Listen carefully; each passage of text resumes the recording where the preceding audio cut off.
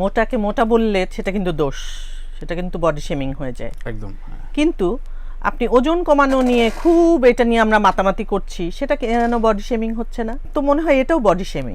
আমার কাছে body shaming লাগে, কিন্তু যারা একসেপ্ট করছে তাদের কাছেই আমার প্রশ্ন যে আপনি যখন মোটা, তখন আপনাকে মোটা বললে আপনার খুব খারাপ লাগছে, কিন্তু আপনি স্লিম হচ্ছেন কিভাবে হলেন, কেমনে হলেন, দিনের পর দিন বছরের পর বছর বডি নিয়ে, বডি পার্ট নিয়ে এত কথা, এটা আমার কাছে জাস্ট নোংরামিই লাগে, আর কিছু না।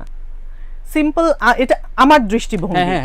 আমাকে না কেউ যখন বলে যে অনেকেই বলে যে আপনি কিন্তু ফিগারটা ধরে রেখেছেন, আমার সাথে সাথে বমি চলে আসে, লিটারেলি আমার জাস্ট বমি চলে আসে। আমি কিন্তু খুশি হই না, আমি খুব বিগলিত হয়ে যাই না যে ওয়াও আমাকে একটা অ্যাপ্রিশিয়েট করেছে। আমার কাছে সেটা মনে হয় না। আমার কাছে মনে হয় যে উনি খুব বাজেভাবে আমাকে দেখছে আসলে। আমার কথা হচ্ছে আমি কেমন আমি জানি, আমাকে আপনার ফিগার খুব সুন্দর বা আপনি শরীরটাকে ধরে রেখেছেন, এই সমস্ত শব্দ বলে আমার কাছে মনে হয় যে সে একটা সুরসুরি দেওয়ার চেষ্টা করছে।